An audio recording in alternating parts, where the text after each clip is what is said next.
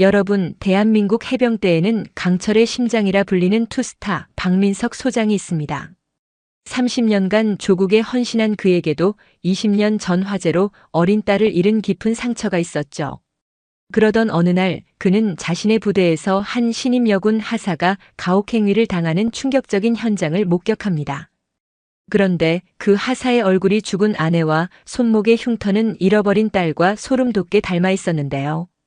이 기막힌 우연은 과연 무엇을 의미할까요? 호랑이 같은 지휘관 박 소장은 이 운명의 실타래를 어떻게 풀어갈까요?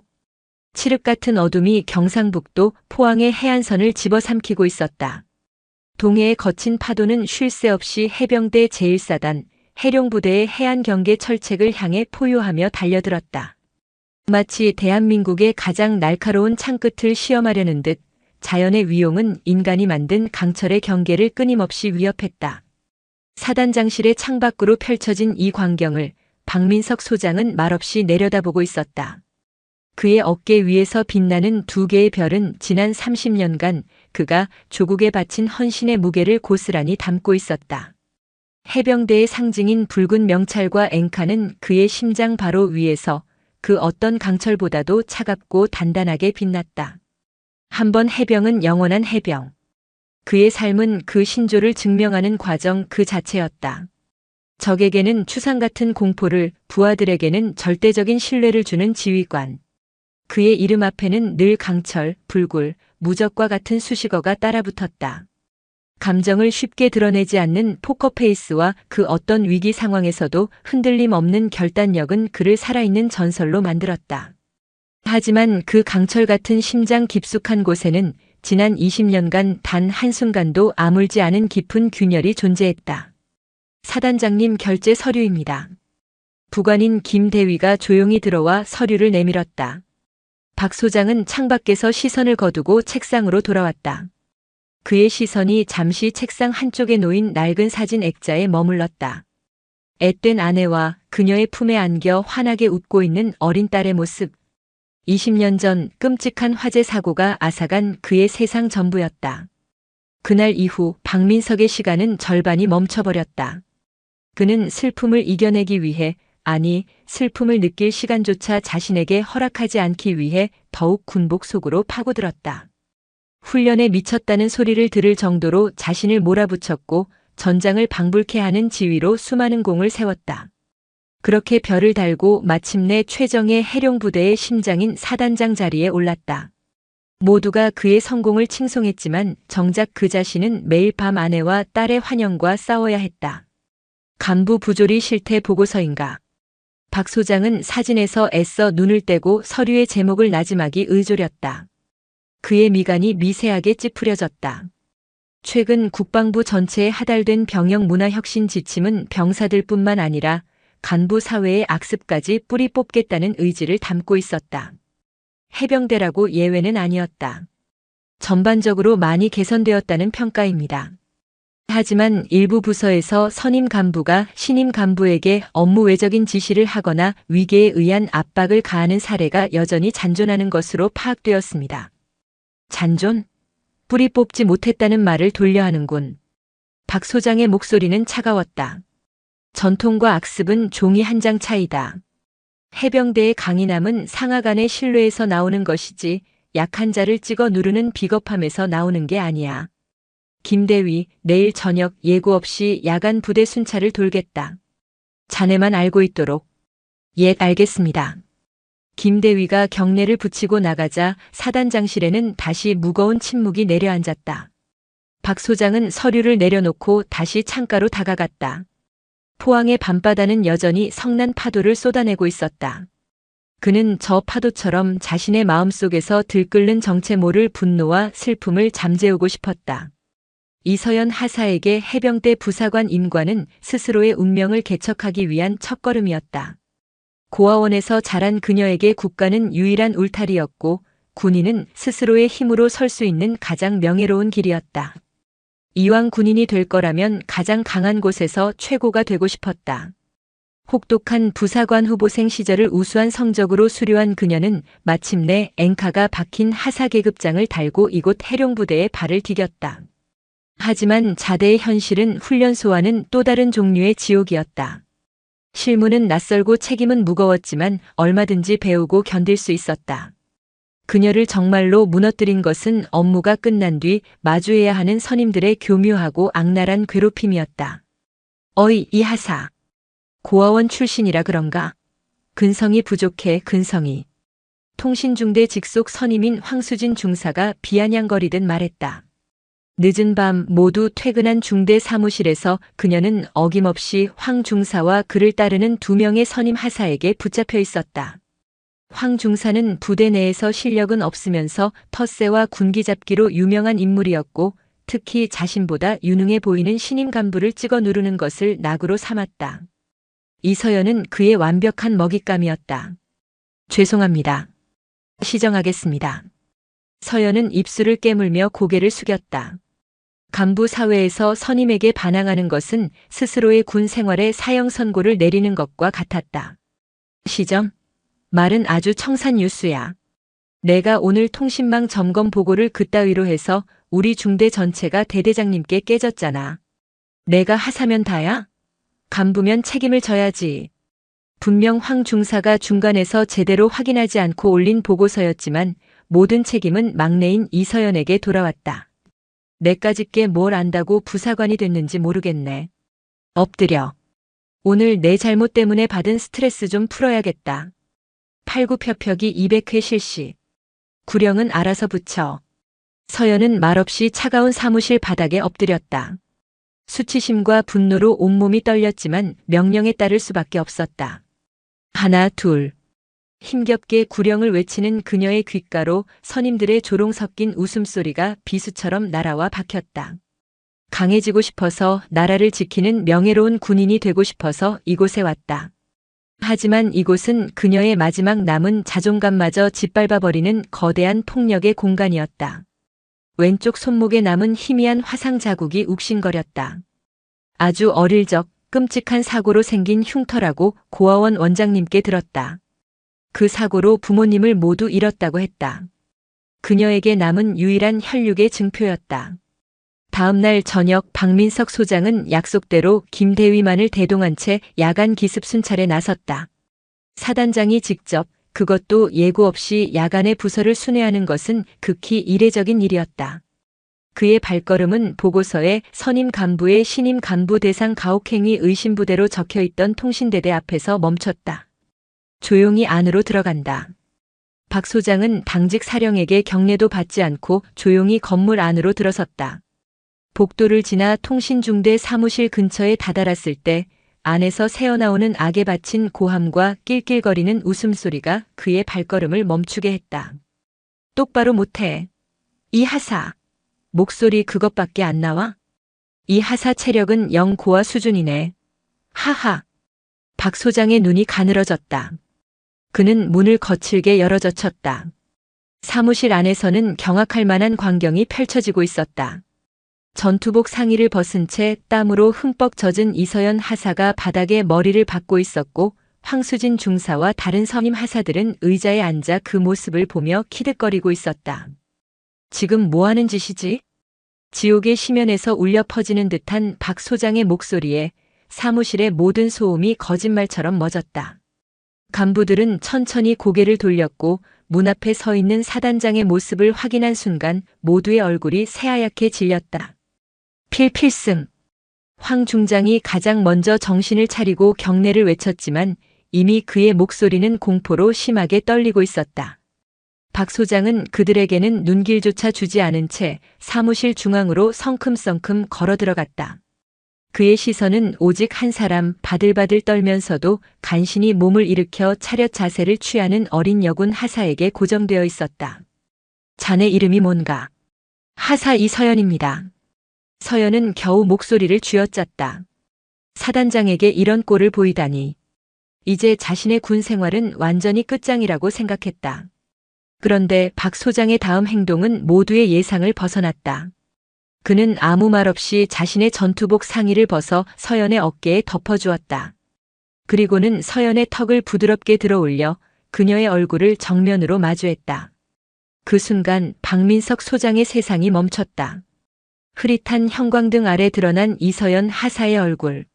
겁에 질려 떨고 있는 그 얼굴은 그의 기억 속에 박제된 채 멈춰버린 아내의 20대 시절 모습과 기이할 정도로 닮아 있었다.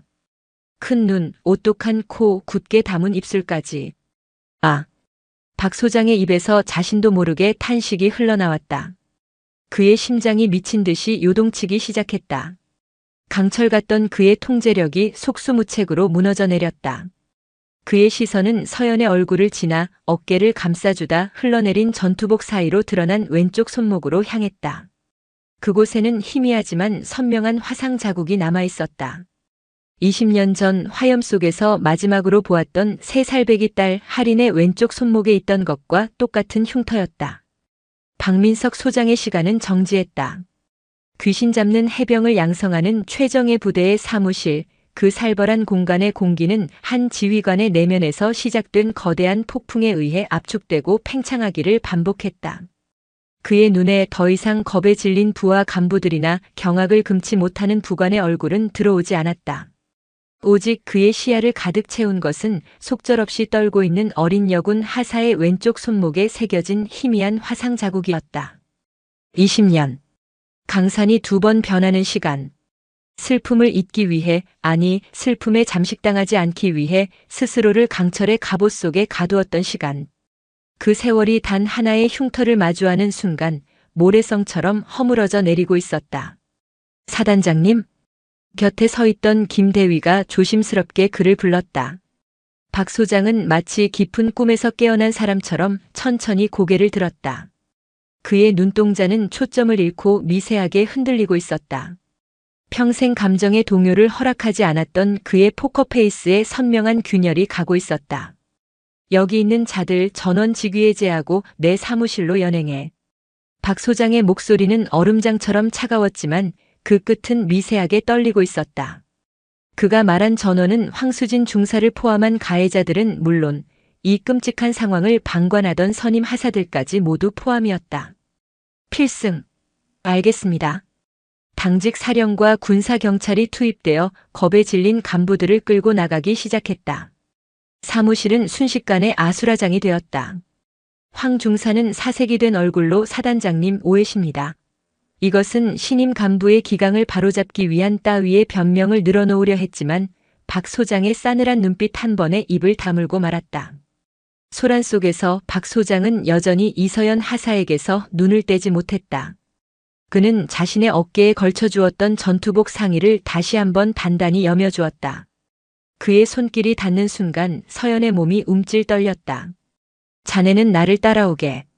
박 소장은 더 이상 아무 말도 하지 않고 사무실을 나섰다. 서연은 어리둥절한 채 그러나 거부할 수 없는 위험에 눌려 그의 뒤를 따랐다. 사단장의 거대한 전투복은 작은 그녀의 몸을 모두 감싸고도 남아 바닥에 질질 끌렸다. 복도를 걷는 내내 사단장과 신임 하사의 기묘한 행렬을 마주치는 모든 이들은 그 자리에 얼어붙은 채 경례를 붙였다.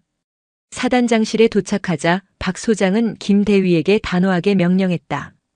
김대위, 지금 즉시 인사처에 연락해서 이서연 하사의 인사기록 카드 원본을 포함한 모든 서류를 내게 가져오게. 10분 준다. 알겠습니다. 김대위가 쏜살같이 뛰쳐나가자 넓은 사단장실에는 박 소장과 서연 단둘만이 남았다. 무거운 침묵이 흘렀다. 서연은 거대한 책상 앞에 부동자세로 서서 고개를 들지 못했다. 무슨 일이 벌어지고 있는지 도무지 짐작할 수 없었다. 그저 자신의 군 생활이 끝났다는 절망감과 사단장의 기이한 행동에 대한 혼란스러움만이 머릿속을 가득 채웠다. 박 소장은 책상 뒤 의자에 깊숙이 몸을 묻었다. 그는 서연을 바라보지 않았다. 대신 책상 위에 놓인 낡은 사진 액자를 집어들었다. 그 안에서 환하게 웃고 있는 아내와 딸 할인의 모습. 그는 사진 속 아내의 얼굴과 방금 전 사무실에서 보았던 서연의 얼굴을 필사적으로 겹쳐보고 있었다. 닮았다. 부정할 수 없을 만큼 닮았다. 그리고 저 손목의 흉터. 아니야, 착각일 것이다. 너무나 오랫동안 그리워한 나머지 헛것을 보는 것일 게다. 세상에 이런 우연은 있을 수 없어. 스스로를 다그쳤지만 한번 피어오르기 시작한 희망의 불씨는 걷잡을 수 없이 타올랐다. 심장이 터질 것처럼 뛰어댔다. 지난 20년간 단 한 번도 느껴보지 못했던 지독한 희망이었다. 정확히 8분이 지났을 때 김대위가 헐레벌떡 뛰어들어와 서류 봉투를 내밀었다. 박 소장은 거의 날치기 하듯 봉투를 받아들고는 내용물을 쏟아냈다. 이서연 하사의 임관 서류, 신상 기록서, 병적 기록표, 고아원에서의 생활기록부 사본까지. 그의 손이 다급하게 종이들을 넘겼다. 이름 이서연. 생년월일 2002년 8월 15일. 박 소장의 숨이 멎었다. 그의 딸 박하린의 생일과 정확히 일치했다. 가슴 속에서 무언가 쿵 하고 내려앉는 충격. 그는 떨리는 손으로 다음 장을 넘겼다. 출생지 불명. 최초 발견 장소 강원도 양양군 한서면 평화보육원 앞. 발견 일시 2005년 9월 4일 새벽. 2005년 9월 4일. 그 날짜는 박 소장의 뇌리에 저주처럼 새겨진 날이었다. 바로 그의 아내와 딸이 화재 사고로 목숨을 잃은 날. 사고는 강원도 양양의 한 군인 아파트에서 일어났다. 당시 최전방에서 대대장으로 복무 중이던 그는 작전 회의 때문에 부대에 발이 묶여 있었다. 대대장님, 사택에 큰 불이 났습니다. 비보를 듣고 미친 듯이 달려갔을 때 아파트는 이미 시뻘건 화염에 휩싸여 있었다. 소방관들이 필사적으로 진화 작업을 벌이고 있었지만 역부족이었다. 그는 아내와 딸의 이름을 부르짖으며 불길 속으로 뛰어들려 했지만 부대원들의 필사적인 만류에 가로막혔다. 그의 눈앞에서 그의 세상이 무너져 내리고 있었다. 불길이 잡힌 후 잿더미 속에서 발견된 것은 형체를 알아볼 수 없는 두 구의 시신이었다. 한 구는 성인 여성, 다른 한 구는 어린아이. 현장에서 발견된 아내의 반지와 딸의 목걸이, 조각이 유일한 신원 확인의 단서였다. 아이의 시신은 너무나 심하게 훼손되어 있었지만 모두가 당연히 할인이라고 생각했다. 그 끔찍한 화마 속에서 세 살배기 아이가 살아남았을 것이라고는 아무도 상상하지 못했다. 박 소장은 눈을 감았다. 20년이 지났지만 살이 타는 냄새와 아내의 마지막 비명이 여전히 그의 귓가에 생생했다. 그는 그날 이후 스스로를 용서하지 못했다. 가족을 지키지 못했다는 죄책감은 그의 삶을 올가매는 족쇄가 되었다. 그런데 서류는 무엇을 말하고 있는가? 이서연 하사는 사고가 있었던 바로 그날 사고 현장에서 멀지 않은 양양의 한 보육원 앞에서 발견되었다. 박 소장은 보육원 생활기록부를 집어들었다. 그곳에는 서연의 유년 시절이 빼곡히 기록되어 있었다. 발견 당시 아이는 심한 화상을 입고 정신을 잃은 상태였음. 왼쪽 손목에 특히 심한 흉터가 남음. 화재 사고의 충격으로 인한 실어증 증세를 보였으며 자신의 이름이나 부모에 대해 전혀 기억하지 못함. 보육원에서 서연이라는 새 이름을 지어줌. 퍼즐 조각이 하나씩 맞춰지고 있었다. 심장이 터질 듯한 속도로 뛰었다. 박 소장은 마지막 서류, 서연이 직접 작성한 임관 신상 기록서로 눈을 돌렸다. 혈액형 란에 적힌 글자가 그의 눈에 박혔다. RHAB형. 박 소장의 온몸에 소름이 돋았다. 자신과 똑같은 혈액형. 그의 아내는 평범한 O형이었다. 딸 하리는 태어났을 때부터 희귀 혈액형인 RHAB형이었다. 박 소장의 입에서 바람 빠지는 소리가 났다. 이것은 더 이상 우연이 아니었다. 기적 혹은 신의 잔인한 장난이었다. 그는 떨리는 시선으로 방 한쪽에 부동자세로 서 있는 이서연 하사를 바라보았다. 자신이 20년간 죽었다고 믿었던 딸. 잿더미 속에서 사라졌다고 생각했던 자신의 분신. 그 아이가 온갖 수모와 폭력을 견디며 지금 자신의 눈앞에 자신의 부하로 서 있었다. 김대위. 박 소장이 나지막이 불렀다. 그의 목소리는 물에 젖은 솜처럼 무겁게 가라앉아 있었다. 네, 사단장님. 지금 당장 군사경찰대장에게 연락해. 통신중대 황수진 중사를 포함한 가해자 전원을 직권 남용 및 가혹행위 혐의로 긴급 체포하고 정식 수사에 착수하라고 전하게.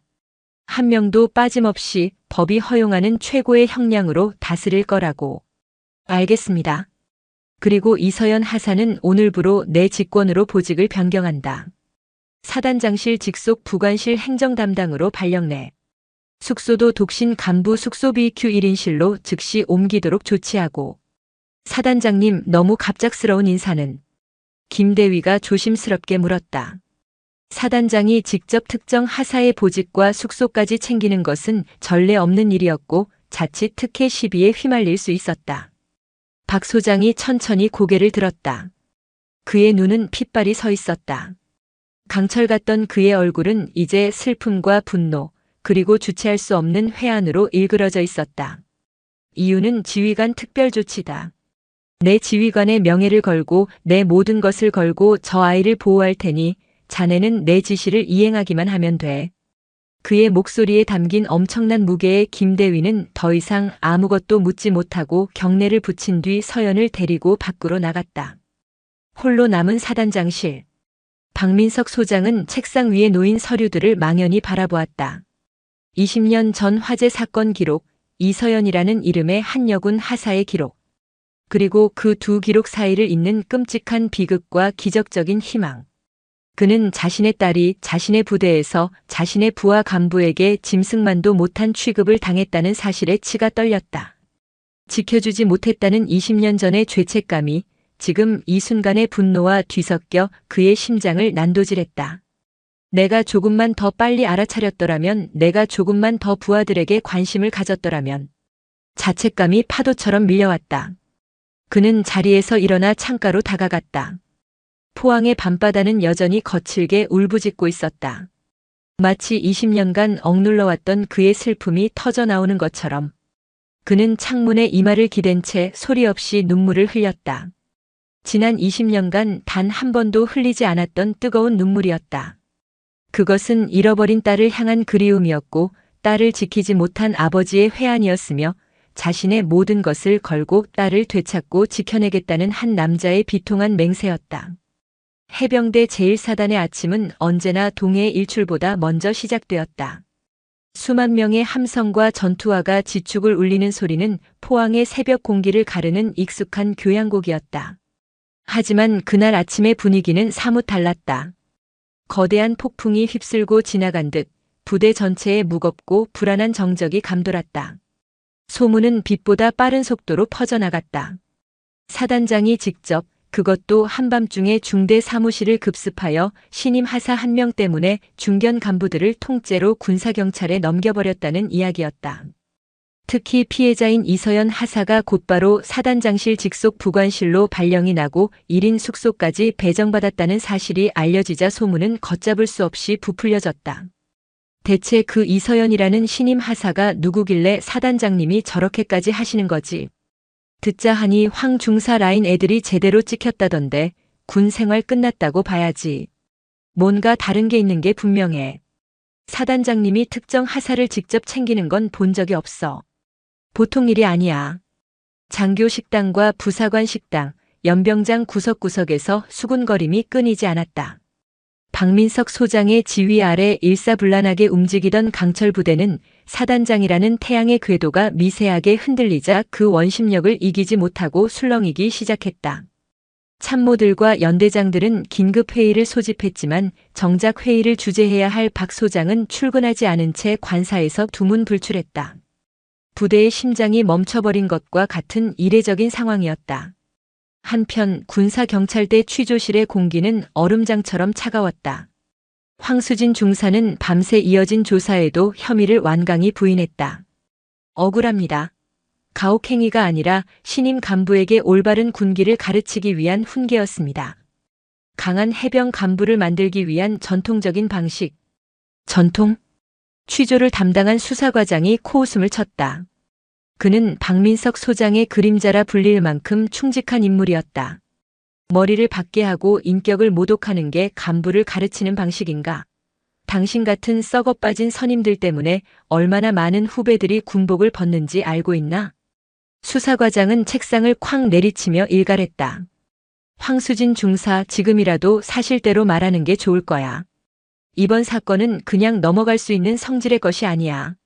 사단장님께서 관련자 전원, 법정 최고형을 내리라고 직접 지시하셨다. 당신 하나의 가짜는 자존심 때문에 같이 어울리던 후배들까지 전부 군복 벗게 할 셈인가? 사단장 직접 지시라는 말에 황 중사의 동공이 세차게 흔들렸다. 그는 도무지 이해할 수 없었다. 고아 출신의 갓 임관한 애송이 하사하나. 늘 그래왔듯 적당히 겁주고 길들이면 그만이라고 생각했다. 그런데 왜 하필 사단장이? 왜 하필 그때? 모든 것이 잘못되어 있었다. 거대한 톱니바퀴에 끼어버린 벌레처럼 그는 자신이 감당할 수 없는 거대한 힘 앞에 내동댕이 쳐졌다는 것을 직감했다. 이서연 하사는 낯선 환경에 좀처럼 잠을 이루지 못했다. 사단장실 바로 옆에 위치한 부관실의 자기 책상, 그리고 난생 처음 배정받은 아늑한 1인 숙소. 어제까지만 해도 악몽과도 같았던 군 생활이 하루아침에 천국처럼 변했지만 그녀는 도리어 숨이 막힐 듯한 불안감에 시달렸다. 부관실의 모든 장교와 부사관들은 그녀를 극도로 조심스럽게 대했다. 누구도 그녀에게 먼저 말을 걸지 않았고 업무 또한 가장 기초적인 서류 정리 외에는 아무것도 주어지지 않았다. 그녀는 마치 값비싼 유리 세공품처럼 모두의 관심과 경계의 대상이 된 채 투명한 벽 안에 갇혀버린 듯 했다. 이런 과분한 배려는 그녀를 더욱 불안하게 만들었다. 차라리 무시와 폭언이 익숙했다. 아무런 데가 없는 호의와 관심은 평생을 홀로 버텨온 그녀에게는 미지의 공포와도 같았다. 도대체 왜 나한테 이러는 걸까? 혹시 내가 모르는 무언가가 있는 걸까? 이 모든 배려가 끝나면 더 큰 대가를 치러야 하는 건 아닐까? 온갖 상상이 머릿속을 헤집었다. 그녀는 창밖을 내다보았다. 연병장에서는 해병들의 우렁찬 함성 소리가 아스라이 들려왔다. 불과 하루 전만 해도 자신이 속해 있던 세상. 하지만 지금 그녀는 그 세상으로부터 완벽하게 격리된 사단장실 옆 작은 섬의 이방인이었다. 같은 시각 사단장 관사에서 박민석 소장은 뜬 눈으로 밤을 새운 뒤였다. 그의 서재는 담배 연기로 자욱했고 재떨이에는 꽁초가 수북이 쌓여 있었다. 책상 위에는 딸 할인의 어린 적 앨범과 이서연 하사의 인사기록 서류가 나란히 놓여 있었다. 그는 밤새 두 기록을 수백 번이고 번갈아 보았다. 볼수록 확신은 커져갔고 확신이 커질수록 가슴을 애는 고통 또한 깊어졌다. 그는 이제 어떻게 해야 하는가? 당장이라도 딸을 불러 끌어안고 할인아 아빠다. 라고 외치고 싶었다. 20년간의 그리움과 미안함을 토해내고 싶었다. 하지만 그는 그럴 수 없었다. 그는 한 아이의 아버지이기 이전에 수만 명의 부하를 책임지는 사단장이었다. 사단장이 부대 내 여군 하사와 친자 관계라는 사실이 밝혀지는 순간 상상할 수 없는 후폭풍이 몰아칠 것이다. 언론은 벌떼처럼 달려들 것이고 군의 명예는 실추될 것이다. 서연은 사단장의 잃어버린 딸이라는 꼬리표를 단 채 평생 세상의 호기심 어린 시선 속에서 살아야 할지도 모른다. 무엇보다 아직 아무것도 기억하지 못하는 아이에게 갑작스럽게 나타나 내가 내 아빠다라고 말하는 것이 과연 옳은 일일까? 그것은 또 다른 폭력이 아닐까? 머리가 터질 것 같았다. 그는 평생 전장에서 수많은 생사를 넘나드는 결정을 내려왔지만 지금처럼 괴롭고 어려운 선택은 없었다. 증거가 필요해. 내 감정과 희망이 아닌 누구도 부정할 수 없는 과학적인 증거. 결론은 하나였다. 유전자 검사. 하지만 그 역시 쉬운 일이 아니었다. 사단장이 일개 하사에게 유전자 검사를 요구한다. 어떤 명분을 내세워야 할까? 고뇌하던 그의 눈에 서연의 생활기록부 한 구절이 들어왔다. 발견 당시 아이는 심한 화상을 입고 화재 사고의 충격으로 인한 실어증. 그래, 이거다. 박 소장은 무릎을 쳤다. 그는 지휘관의 가면을 쓰고 딸에게 다가갈 유일한 방법을 찾아냈다. 그는 자리에서 일어나 거울 앞에 섰다.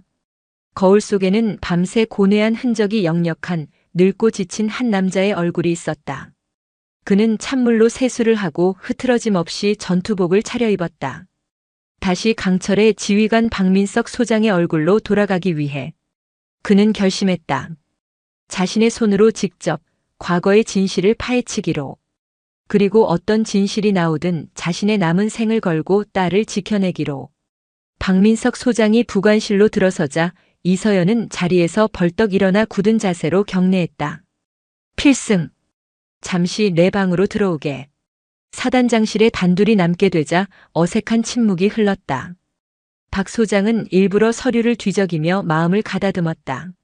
몸은 좀 어떤가? 새 보직과 숙소는 불편한 것 없고? 괜찮습니다. 과분할 따름입니다. 그래, 다행이군. 박 소장은 헛기침을 한 번 한 뒤 준비해온 질문을 던졌다. 황 중사 사건에 대해 몇 가지 직접 확인해야 할 게 있다. 공식적인 조사의 일환이니 긴장하지 말고 아는 대로만 대답해주면 된다. 예, 알겠습니다. 황 중사를 비롯한 선임들의 가혹행위는 언제부터 시작됐나? 어떤 방식으로 괴롭힘을 당했지? 박 소장은 최대한 감정을 배제한 채 사무적인 질문들을 이어나갔다. 서연은 처음에는 주저했지만 그의 진지한 태도에 조금씩 입을 열기 시작했다. 고아라는 이유로 받았던 조롱, 매일 밤 이어졌던 얼차려와 업무 떠넘기기, 인격 모독적인 폭언들.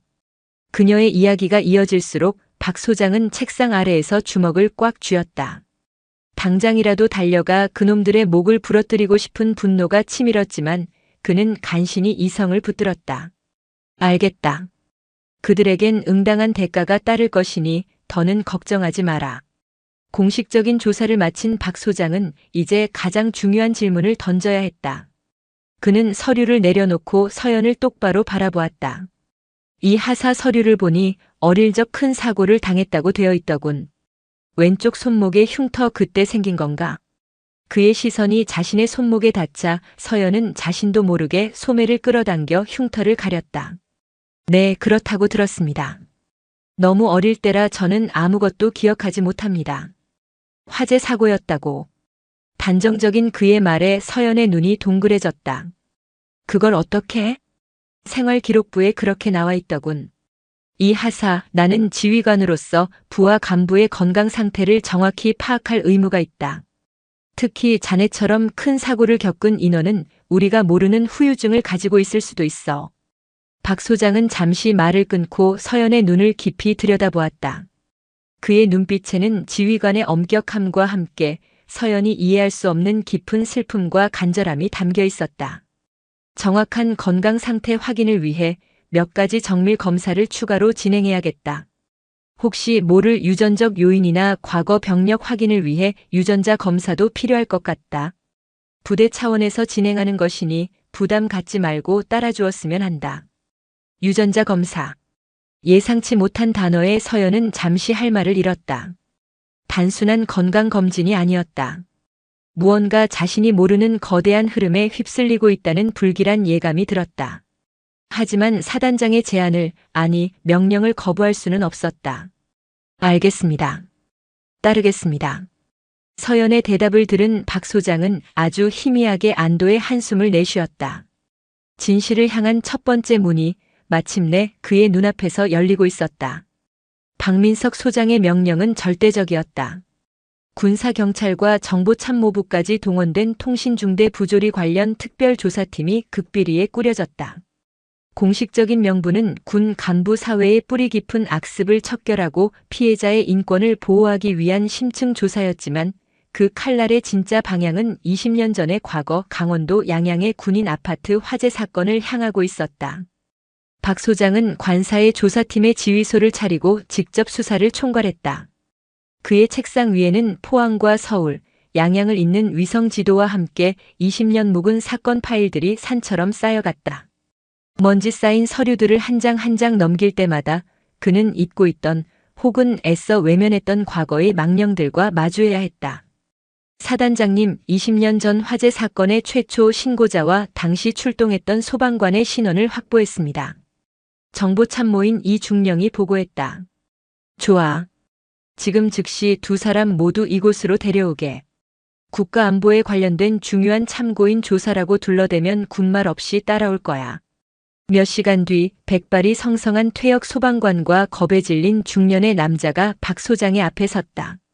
그는 20년 전 그날 밤 옆집에서 타는 냄새를 맡고 최초로 신고했던 박 소장의 이웃이었다.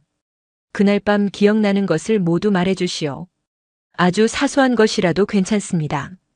박 소장의 가라앉은 목소리에 두 사람은 긴장된 표정으로 기억을 더듬기 시작했다. 퇴역 소방관이 먼저 입을 열었다. 정말 끔찍한 불이었습니다. 가스레인지 위에 올려둔 냄비가 과열되면서 시작된 불이었는데 순식간에 집 전체로 번졌습니다. 저희가 현장에 도착했을 땐 이미 손쓰기 힘들 정도였죠. 시신은 몇 구를 발견했습니까? 박 소장이 떨리는 목소리로 물었다. 2구였습니다. 안방 침대 밑에서 발견된 성인 여성 1분, 그리고 거실 소파 근처에서 발견된 아이 1명이었습니다.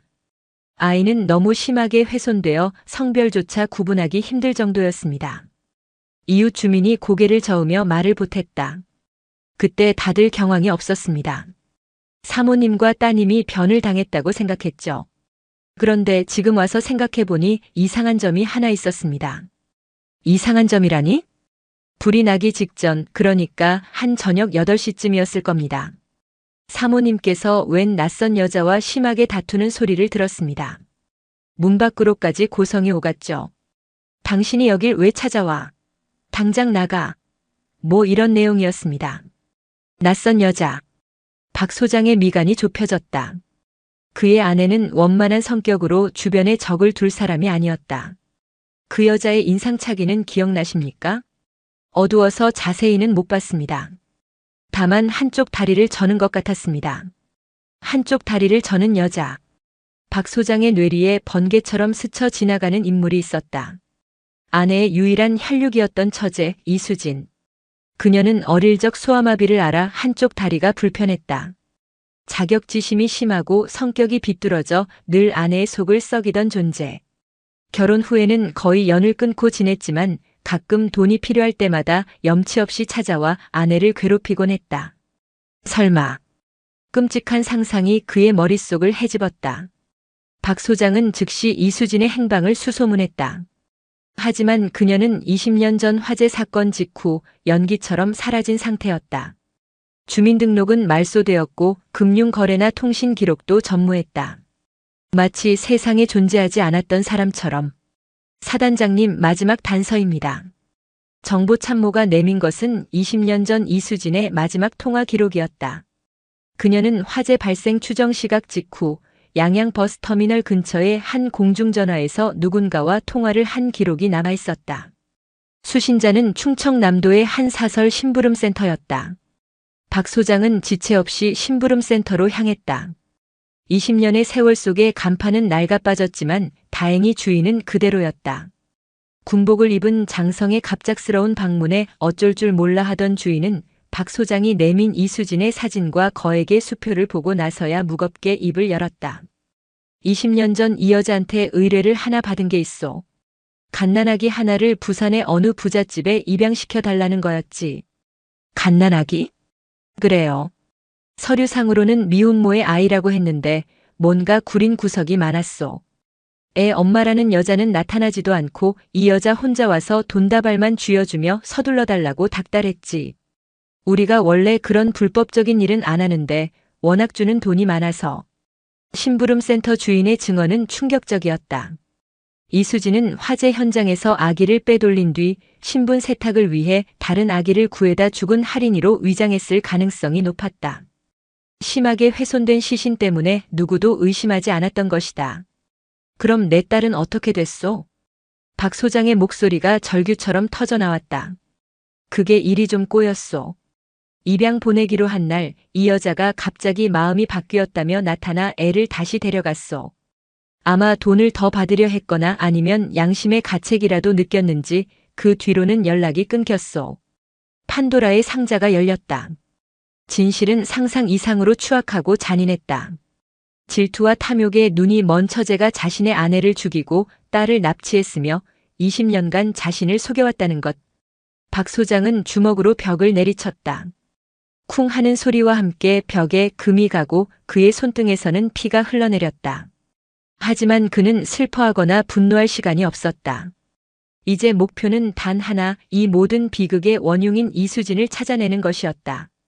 그리고 그녀의 입을 통해 20년 전 그날 밤의 완전한 진실을 확인해야 했다. 이서연 하사는 사단장실 부관으로 보직이 변경된 후 조용하지만 숨막히는 하루하루를 보내고 있었다. 며칠 전 채취해간 자신의 혈액과 머리카락이 어디에 쓰이는지 궁금했지만 누구도 설명해주지 않았다. 그녀를 둘러싼 부대의 기묘한 분위기와 사단장의 알 수 없는 행동은 그녀를 더욱 불안하게 만들었다. 그러던 어느 날 사단 주임원사가 정중하게 그녀를 불렀다. 그녀가 도착한 곳은 사단 의무대의 상담실이었다. 그곳에는 군의관과 함께 박민석 소장이 딱딱한 표정으로 앉아 있었다. 앉게 이 하사. 박 소장의 말에 서연은 긴장된 채 맞은편 의자에 앉았다. 군의관은 한참을 망설이다 서류 봉투 하나를 꺼내 테이블 위에 올려놓았다. 얼마 전 실시했던 정밀 검사 결과가 나왔네. 박 소장이 무겁게 입을 열었다.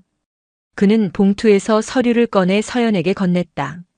친자 확인 감정서라는 글자가 눈에 들어왔다. 그 아래에는 검체 A와 검체 B의 유전자를 비교 분석한 결과가 적혀 있었다.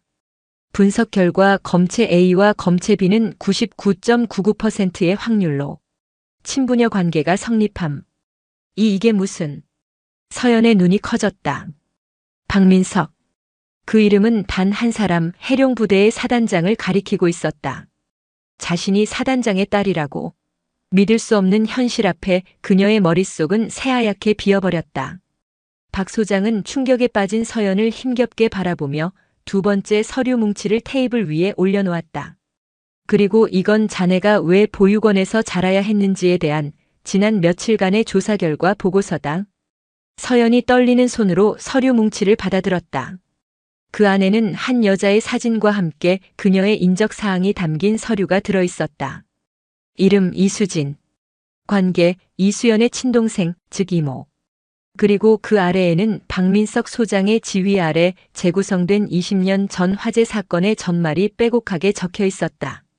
언니에 대한 질투심에 눈이 멀어 형부를 차지하기 위해 집에 불을 지르고 조카를 납치했으며 다른 아이의 시신으로 신분을 위장한 악마의 행적. 그 악마가 바로 자신의 이모라는 사실까지. 서연은 더 이상 서류를 읽어 내려갈 수 없었다. 그녀의 손에서 서류들이 힘없이 바닥으로 흩어졌다. 20년간의 공백. 자신이 누구인지도 모른 채 살아와야 했던 고통스러운 시간의 비밀이 이렇게 잔인한 진실의 모습으로 눈앞에 펼쳐진 것이다. 아! 그녀의 입에서 터져나온 것은 비명 섞인 흐느낌이었다. 자신을 낳아준 어머니는 이모의 손에 죽었고 자신은 그 이모의 손에 납치되어 고아로 버려졌다.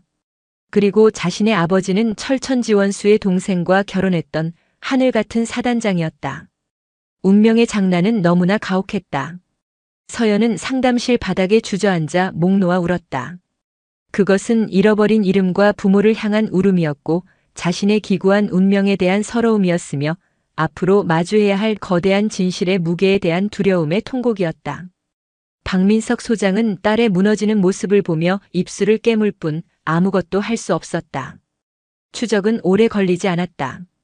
이수진은 가명으로 신분을 세탁한 채 부산의 한 허름한 달동네에서 홀로 술에 의지하며 살고 있었다. 해병대 군사경찰과 정보부 요원들이 낡은 빌라의 문을 급습했을 때 그녀는 저항조차 하지 못했다. 이미 삶의 모든 것을 포기한 사람처럼 공허한 눈으로 그들을 맞이할 뿐이었다. 취조실에 마주 앉은 이수진은 20년의 세월을 정통으로 맞은 듯 늙고 병들어 있었다. 한때 언니의 아름다움을 질투했던 그 얼굴은 독한 술과 죄책감에 절어 형편없이 망가져 있었다. 그녀의 맞은편 박민석 소장은 군복이 아닌 사복 차림이었다. 지휘관으로서가 아닌 한 사람의 피해자, 한 여자의 남편, 한 아이의 아버지로서 이 비극의 끝을 마주하기 위해서였다. 왜 그랬지? 박 소장의 목소리는 분노를 넘어선 깊은 허무함에 잠겨 있었다. 이수진은 한동안 초점 없는 눈으로 허공을 응시하더니 마른 입술을 열었다. 그녀의 목소리는 갈라지고 쉬어 있었다. 형부가 미웠어요. 언제나 당당하고 빈틈없고 모두에게 존경받는 형부가. 그리고 그런 형부의 사랑을 독차지한 언니가 죽도록 미웠어요. 나는 평생 다리 병신이라고 손가락질 받으며 살았는데 언니는 세상 모든 걸 다 가진 것 같았거든. 행복, 명예, 그리고 형부까지. 그녀의 이야기는 두서가 없었지만 그 안에는 20년간 골마 터진 질투와 열등감이 시커멓게 응어리져 있었다. 그날 밤 그녀는 또다시 돈을 구걸하러 언니를 찾아갔다. 그리고 여느 때처럼 모욕적인 말을 들었다. 너 같은 인생, 부모님이 불쌍하다는 말에 순간 이성을 잃었다고 했다. 언니랑 몸싸움을 벌이다 제가 홧김에 언니를 밀쳤어요. 그런데 하필 머리를 탁자에 부딪히면서 언니가. 그녀는 말을 잇지 못하고 흐느꼈다. 정신을 차려보니 언니는 숨을 쉬지 않았어요. 너무 무서워서 어쩔 줄을 몰랐어요. 그때 부엌에서 가스 냄새가 나더군요. 언니가 저녁 준비를 하려고 올려둔 냄비가 까맣게 타고 있었어요. 그 순간 악마가 속삭였어요. 다 없었던 일로 만들라고. 사고로 위장하라고. 그녀는 잠들어 있던 할인이를 안고 집 밖으로 뛰쳐나왔다. 그리고 가스 밸브를 열고 불붙은 냄비에 커튼을 던졌다. 불길은 순식간에 집을 삼켰다. 할인이는 왜 데리고 나간 거지? 왜 살려준 거야? 몰라요. 나도 몰라요. 그냥 언니의 모든 것을 빼앗고 싶었던 것 같아요. 형부의 가장 소중한 것, 형부의 분신 같은 그 아이를 내 것으로 만들면 내가 언니가 될 수 있을 거라고 생각했나 봐요. 하지만 훔친 행복은 결코 그녀의 것이 될 수 없었다.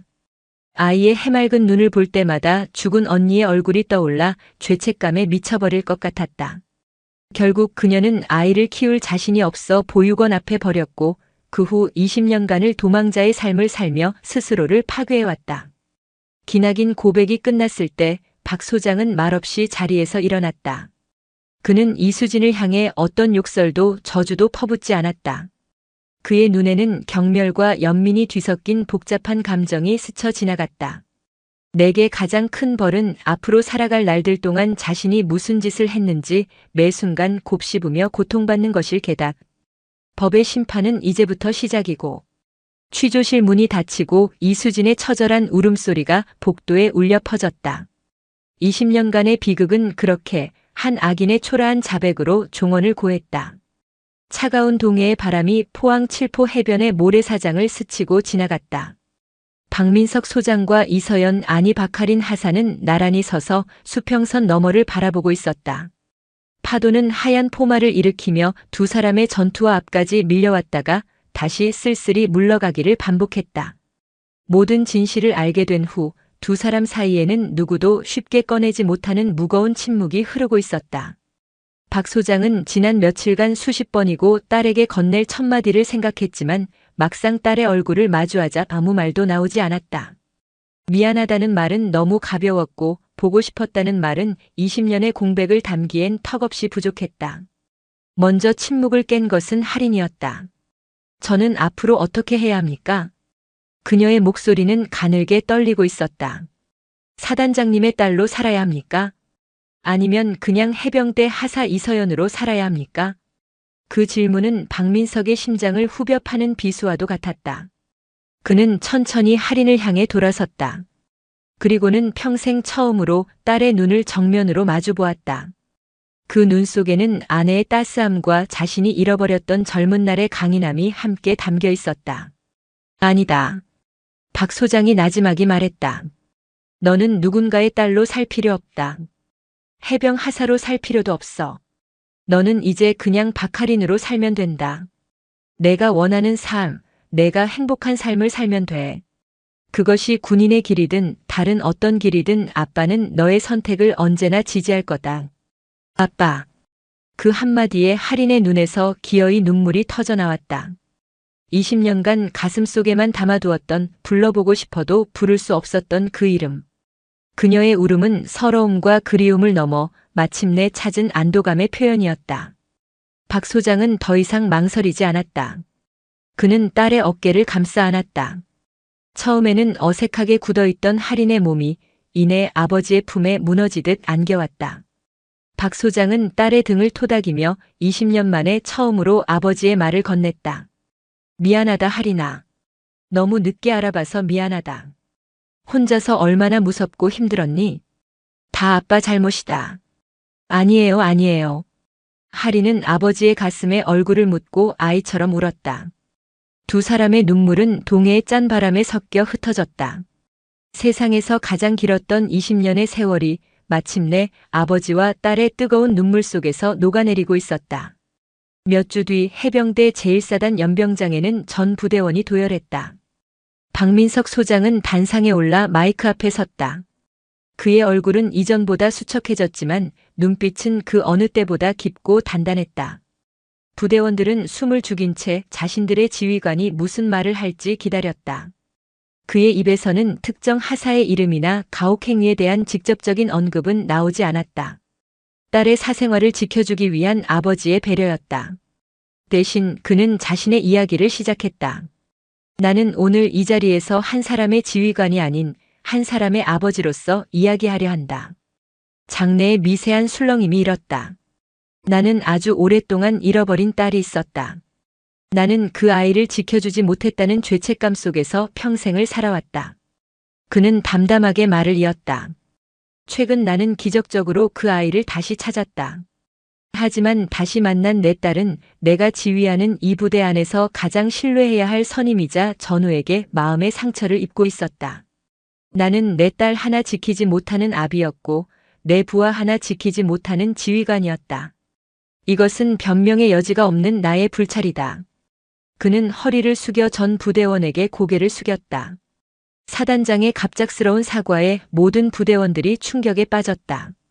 나는 오늘 이 시간부로 선언한다. 해병대의 강인함은 부하를 인격적으로 무시하고 다루기 힘든 존재로 만드는 비겁함에서 나오는 것이 아니다.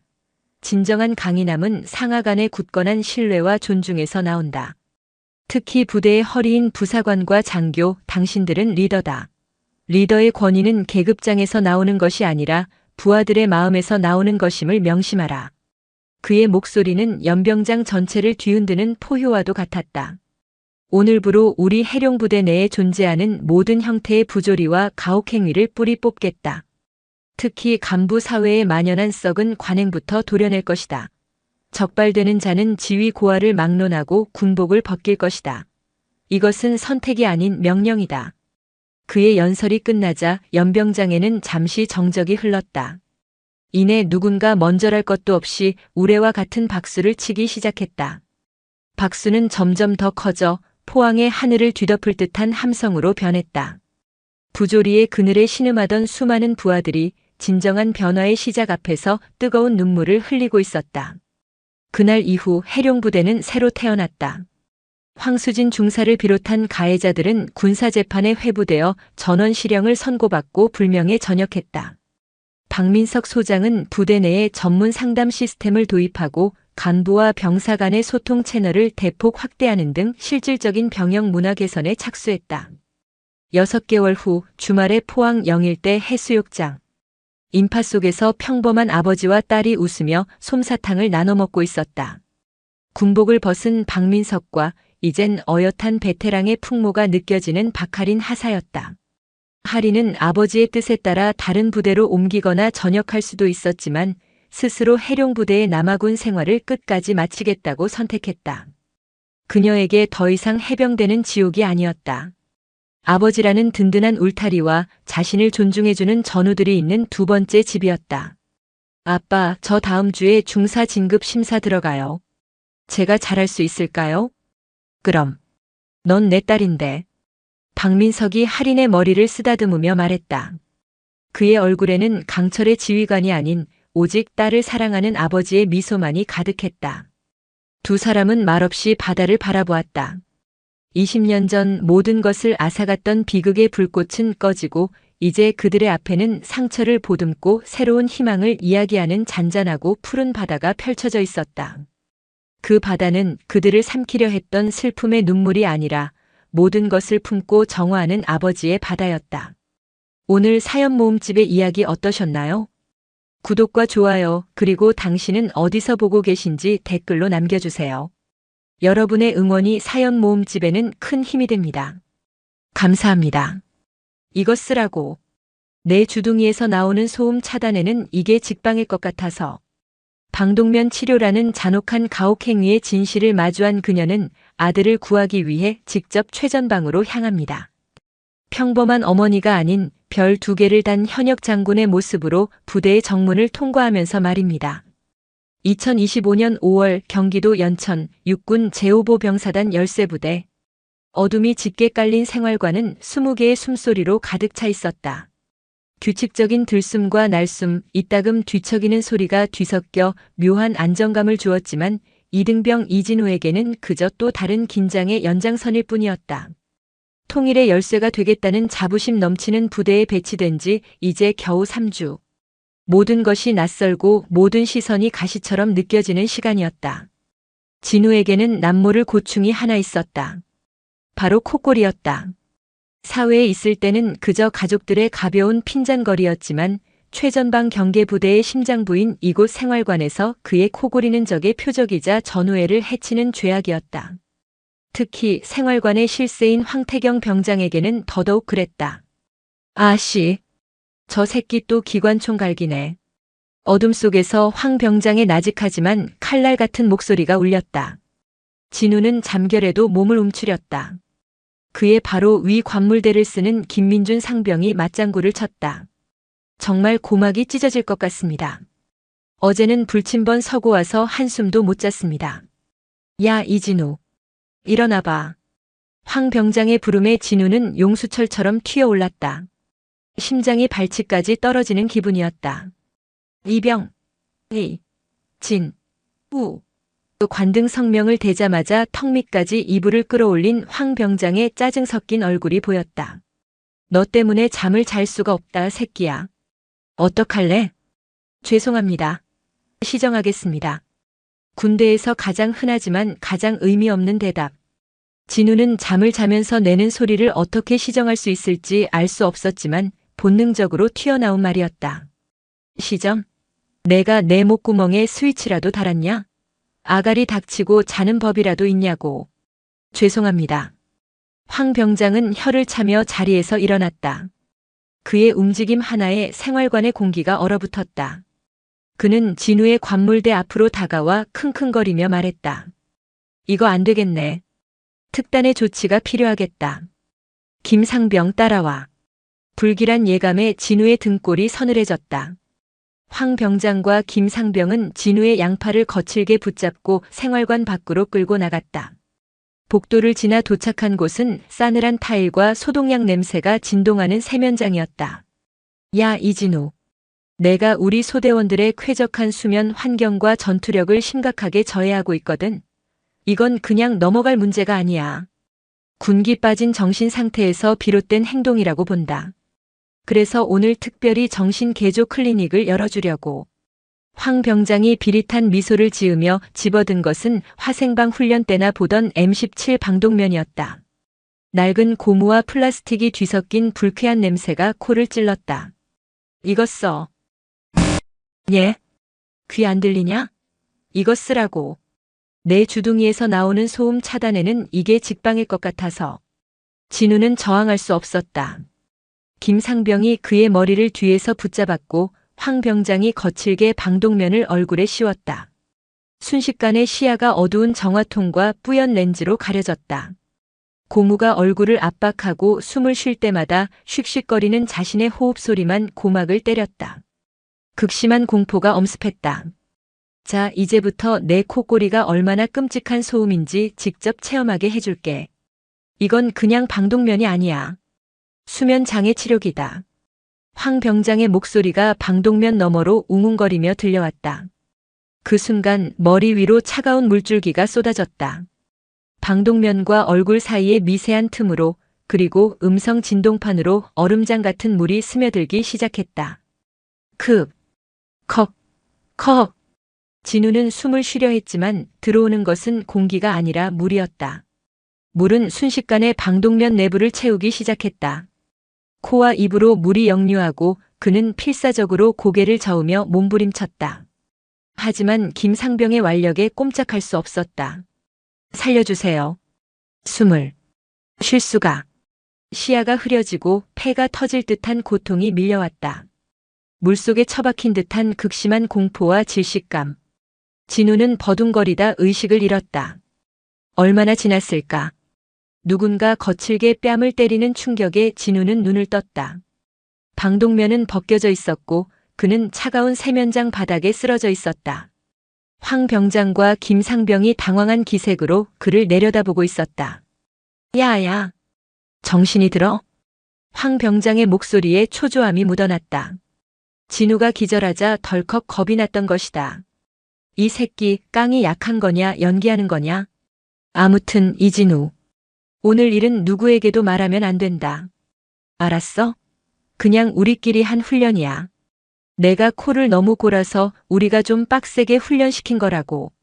만약 이 일이 다른 사람 귀에 들어가면 그땐 이게 훈련으로 안 끝나. 내군 생활 전체가 지옥이 될 거야. 알아들었으면 대답해.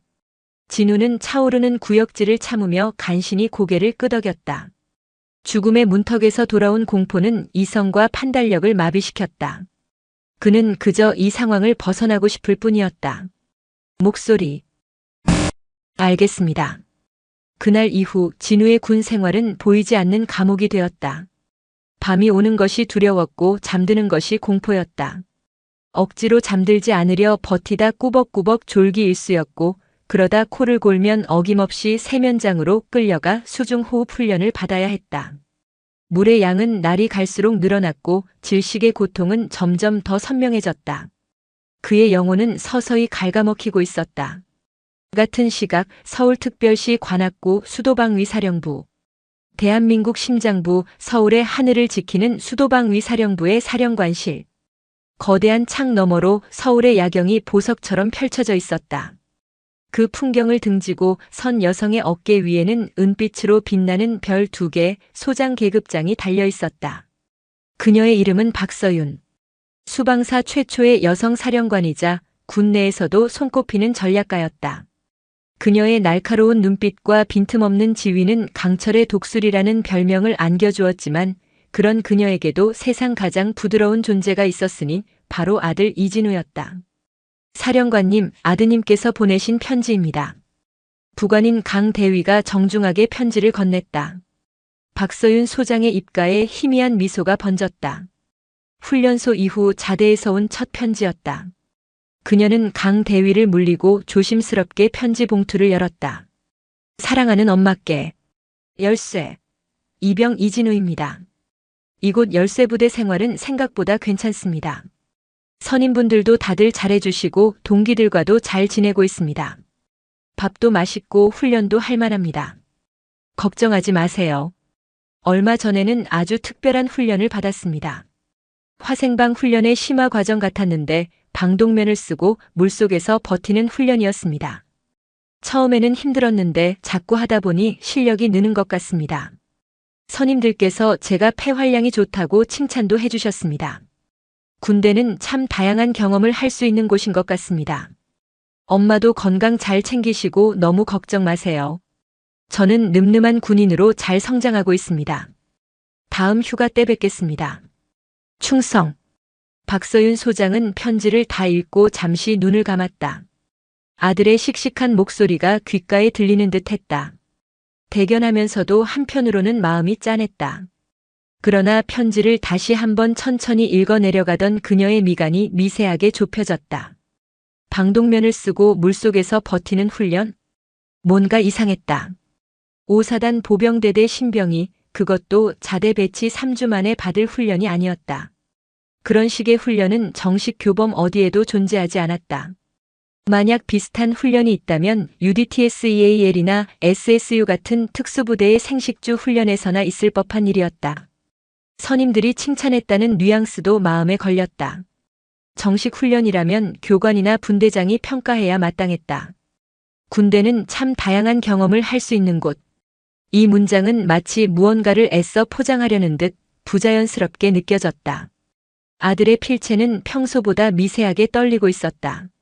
오랜 세월 수많은 보고서와 작전 계획서를 검토하며 단련된 그녀의 직감은 이 편지가 단순한 안부 인사가 아님을 경고하고 있었다. 편지지 한 구석에 희미하게 번진 얼룩은 마치 눈물 자국 같았다. 가슴속에서 차가운 불안감이 싹트기 시작했다. 그녀는 인터폰을 눌러 부관을 호출했다. 강 대위, 지금 바로 5사단 인사참모에게 연락해서 제27여단 제2대대 5중대 이진우 이병의 최근 2주간 훈련 일정을 확인해주게. 공식적인 요청이 아니라 그냥 내가 개인적으로 궁금해서 묻는 거라고 해. 최대한 조용하고 신속하게. 예, 알겠습니다. 사령관님. 강대위는 박서윤 소장의 굳은 표정에서 심상치 않은 기류를 읽었지만 묵묵히 경례하고 방을 나섰다. 1시간 뒤 강대위가 다시 사령관실로 들어왔다. 그의 얼굴 역시 굳어 있었다. 보고 드립니다. 5사단 해당 중대의 최근 2주간 훈련 스케줄을 확인했습니다. 주간 정례 훈련, 정신교육, 개인 정비 외에 특이사항은 없었습니다. 특히 수중 훈련이나 비인가된 방식의 화생방 관련 훈련은 전혀 없었던 것으로 확인되었습니다. 박서윤 소장은 말없이 창밖의 야경을 응시했다. 서울의 불빛이 그 어느 때보다 차갑게 느껴졌다. 아들의 편지에 적힌 방독면 수중 훈련과 공식 훈련 기록의 부재. 이 명백한 불일치는 단 하나의 가능성을 가리키고 있었다. 가혹행위. 단어가 머릿속을 스치는 순간 그녀의 온몸의 피가 차갑게 식는 듯 했다. 불안감은 순식간에 강철 같은 분노로 변했다. 감히 누구 아들인데? 아니, 누구의 아들이든 대한민국 군인이 부당한 폭력에 노출되는 것은 용납할 수 없는 일이었다. 그녀는 다시 자리로 돌아와 책상 위에 놓인 아들의 편지를 가만히 쓸어보았다. 걱정하지 마세요라는 글자가 유독 아프게 박혔다. 아들은 지금 지옥 속에서 혼자 싸우고 있는 것이다. 엄마에게 걱정을 끼치지 않으려, 군인으로서 약한 모습을 보이지 않으려 그 끔찍한 행위를 특별한 훈련으로 포장해서 보낸 것이다. 박서윤 소장의 눈빛이 얼음장처럼 차가워졌다. 그녀는 결심했다. 공식적인 채널을 통한 감찰은 너무 느리고 증거는 인멸될 것이다. 가해자들은 시간을 벌고 피해자는 고립될 것이다. 그녀는 직접 가야 했다. 수방사령관이 아니라 한 이등병의 어머니로서.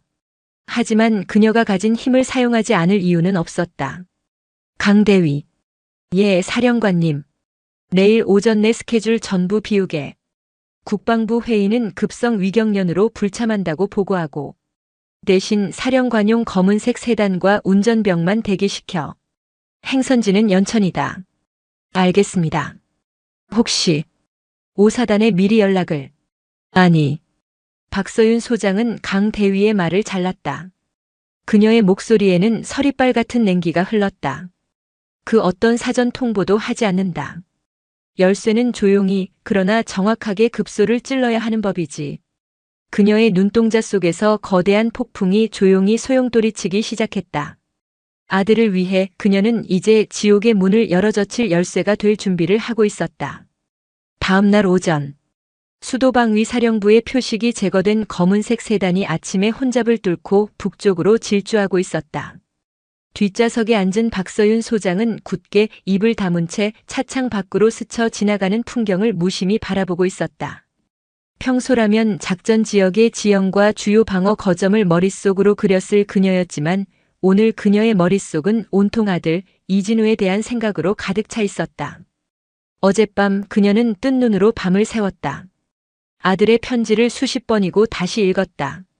읽을 때마다 방독면, 물속, 선임들의 칭찬이라는 단어들이 심장을 날카롭게 후벼 팠다. 20년 넘게 군복을 입고 국가에 헌신하며 수많은 위기 상황을 지휘했지만 지금처럼 무력감과 분노가 뒤섞인 감정을 느낀 적은 없었다. 적은 외부에 있는 것이 아니었다. 가장 안전해야 할 내부, 아들이 몸담고 있는 바로 그곳에 도사리고 있었다. 운전석의 김상병은 백미러로 간간히 박서윤의 표정을 살폈다. 평소 강철 같던 사령관의 얼굴에 드리운 냉혹한 그늘과 슬픔의 경계에서 그는 목적지에 다가갈수록 폭풍전야의 고요함을 느꼈다. 감히 목적을 물을 수도 말을 걸 수도 없는 압도적인 침묵이 차 안을 지배했다. 박서윤은 눈을 감고 아들의 어린 시절을 떠올렸다. 유난히 겁이 많았지만 누구보다 마음이 여리고 따뜻했던 아이. 벌레 한 마리도 함부로 죽이지 못하고 친구가 넘어지면 제1처럼 달려가 울음을 터뜨리던 아이였다. 그런 아들이 질식의 고통을 특별한 훈련이라 포장하며 엄마를 안심시키려 했다는 사실이 그녀의 가슴을 미어지게 했다. 아들의 편지는 살려달라는 비명이자 동시에 엄마를 지키려는 처절한 방어기제였다. 진우야, 조금만 버텨. 엄마가 간다. 차가 연천군 경계에 들어서자 박서윤은 눈을 떴다. 그녀의 눈빛은 더 이상 슬픔에 젖어 있지 않았다. 차갑고 예리한 적의 심장부를 꿰뚫으려는 지휘관의 눈빛으로 돌아와 있었다. 그녀는 부관에게 받은 5사단 2대대의 정확한 위치를 다시 한번 확인했다. 오전 9시 30분 제5보병사단 2대대 위병소. 한가로운 아침 위병소 근무를 서던 박일병과 최상병은 멀리서 다가오는 검은색 세단을 발견하고 긴장했다. 번호판을 확인한 순간 두 사람의 눈이 동그래졌다. 민간 차량 번호판이었지만 차종과 풍기는 위압감이 보통이 아니었다. 규정대로 차를 멈춰 세운 최상병이 창문 너머로 경례했다. 열쇠. 실례지만 어디서 오셨습니까? 조수석 창문이 스르르 내려가고 운전병인 김상병이 신분증을 제시하며 말했다. 수도방위 사령부에서 왔습니다. 사령관님께서 2대대 방문 용무가 있으십니다. 수방사 사령관님이십니까? 최상병의 목소리가 염소처럼 떨렸다. 수방사 사령관. 투스타. 자신들의 직속 상급 부대도 아닌 대한민국 수도를 지키는 핵심 지휘관이 예고도 없이 이 최전방 대대 위병소에 나타난 것이다. 상황의 심각성을 파악한 그는 즉시 위병소장에게 달려가 보고했다. 위병소는 순식간에 벌집을 쑤신 듯 소란스러워졌다. 잠시 후 허둥지둥 달려나온 위병소장 김중사가 세단 뒷좌석 문을 열려는 순간 문이 안에서부터 열렸다. 그리고 전투복이 아닌 단정한 사복 차림의 박서윤 소장이 차에서 내렸다. 화장기 없는 얼굴이었지만 그 어떤 위장크림보다 서늘한 카리스마가 흘러나왔다. 그녀의 시선은 위병소 너머의 부대 전경을 향해 있었다. 2대대 본부가 어디지? 나직하지만 거부할 수 없는 힘이 실린 목소리였다. 김중사는 자기도 모르게 허리를 굽히며 손으로 방향을 가리켰다. 저쪽으로 가시면 됩니다. 제가 바로 대대장님께 보고는 필요 없다. 안내해. 박서윤은 짧게 말을 끊고 앞장서 걸었다. 당황한 위병소 근무자들과 운전병이 그 뒤를 따랐다. 그녀의 등장은 조용했던 대대 전체에 순식간에 퍼져나갔다. 연병장을 가로지르는 그녀의 모습을 본 병사들은 하던 일을 멈추고 얼어붙었고 간부들은 저마다 다급하게 어딘가로 연락을 취하기 시작했다. 2대 대장 오정규 중령은 아침 결제 서류를 검토하다가 행정보급관이 거의 울상이 되어 뛰어들어오는 모습에 미간을 찌푸렸다. 대대장님, 큰일 났습니다.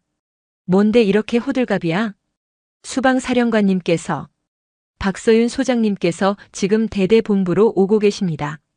오 중령은 귀를 의심했다. 뭐? 수방사령관이 왜 우리 부대에 와? 잘못 본 거 아니야?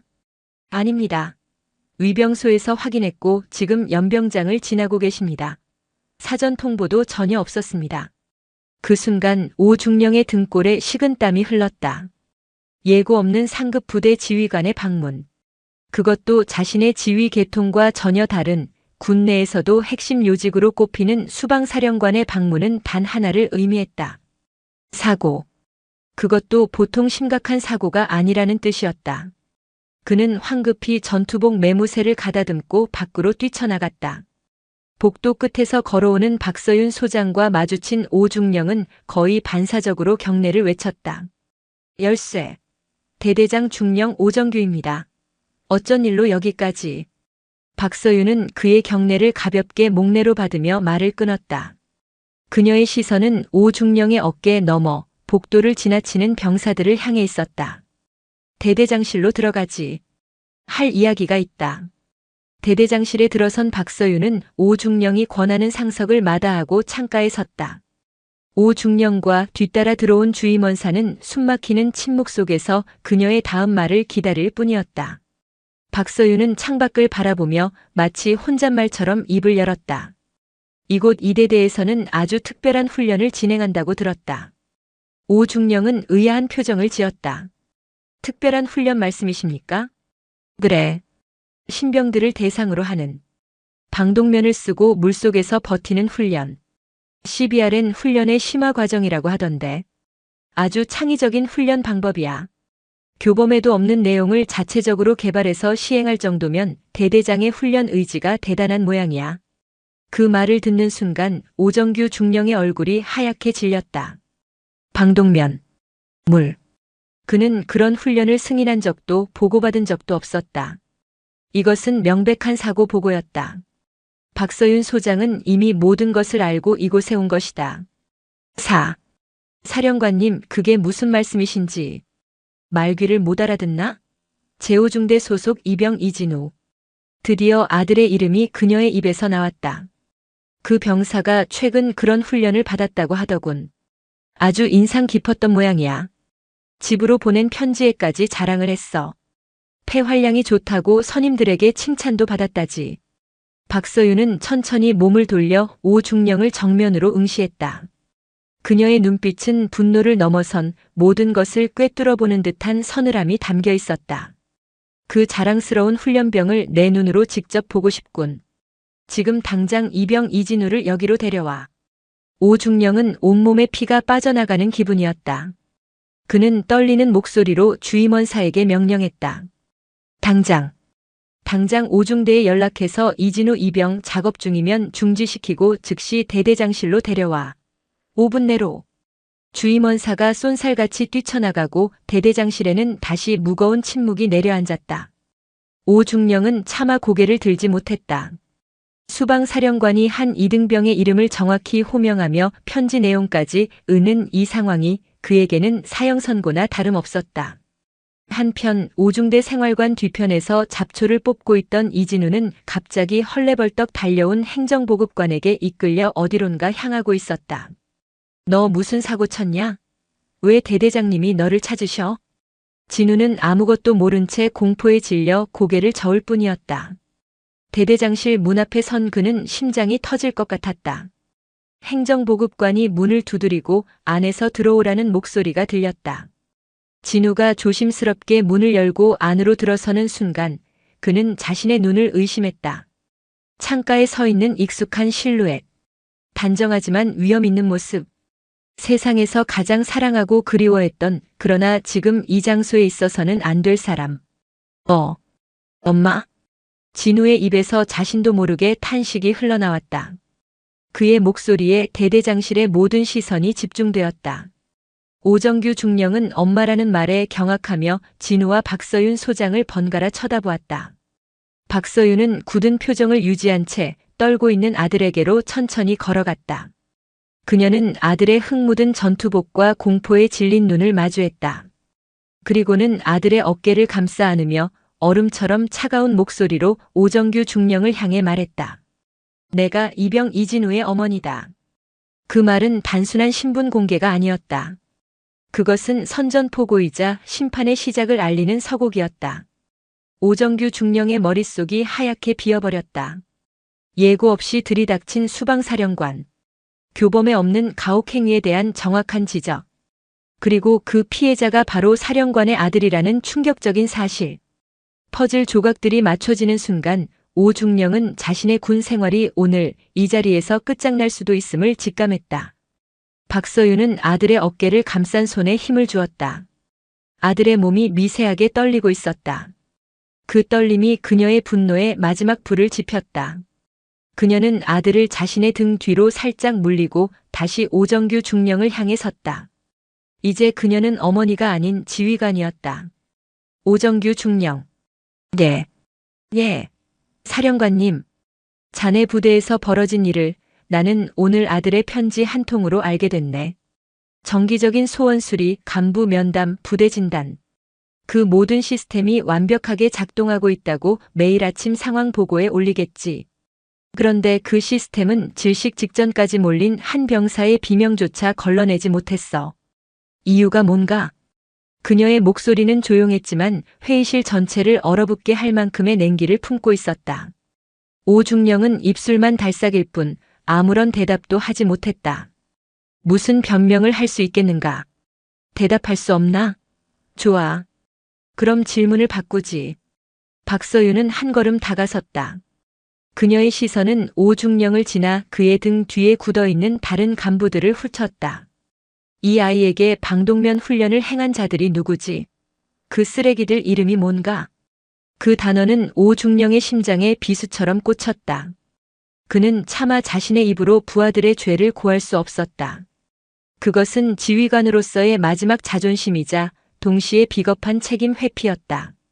박서윤은 그의 침묵을 비웃듯 고개를 돌려 아들을 바라보았다. 강철 같던 그녀의 눈빛이 순간 흔들렸다. 진우야. 엄마의 목소리에 진우는 고개를 들었다. 공포로 가득했던 그의 눈에 조금씩 안도감이 차올랐다. 괜찮아. 이제 다 괜찮아. 엄마한테 말해줘. 누가 너한테 그런 짓을 했지? 그녀의 목소리는 한없이 부드러웠지만 그 부드러움은 주변의 간부들에게는 더욱 날카로운 칼날이 되어 파고들었다. 진우는 잠시 망설였다. 보복에 대한 두려움이 본능적으로 남아있었다. 하지만 자신을 지키기 위해 이곳까지 온 어머니의 모습을 보자 그의 안에서 무언가 단단한 것이 차올랐다. 그는 더 이상 혼자가 아니었다. 진우는 떨리는 손으로 앞을 가리켰다. 하지만 손가락은 특정 인물을 향하지 않았다. 그는 입을 열었다. 제5중대 황태경 병장과 김민준 상병입니다. 이름이 터져나오는 순간 오정규 중령은 눈을 질끈 감았다. 모든 것이 끝났다. 박서윤은 다시 오중령을 바라보았다. 들었나? 황태경 병장, 김민준 상병. 지금 당장 그 둘을 여기로 데려와. 어떠한 설명도 하지 말고 그저 대대장이 찾는다고만 전해. 5분 주지. 예, 알겠습니다. 오중령은 주임원사에게 눈짓했고 주임원사는 거의 구르다시피 대대장실을 뛰쳐나갔다. 5분이라는 시간은 영원처럼 길게 느껴졌다. 대대장실에는 박서윤 소장의 차가운 분노와 진우의 가쁜 숨소리, 그리고 오중령의 자책감이 뒤엉켜 있었다. 잠시 후 문 밖에서 부산한 소리가 들리더니 문이 열리고 황태경 병장과 김민준 상병이 들어왔다. 생활관에서 쉬고 있다가 불려온 듯 둘의 표정에는 의아함과 약간의 귀찮음이 섞여 있었다. 그러나 대대장실 안의 풍경을 보는 순간 둘의 얼굴은 급격히 굳어졌다. 잔뜩 겁에 질린 대대장과 주임원사, 그리고 그들 앞에 서 있는 사복 차림의 여성.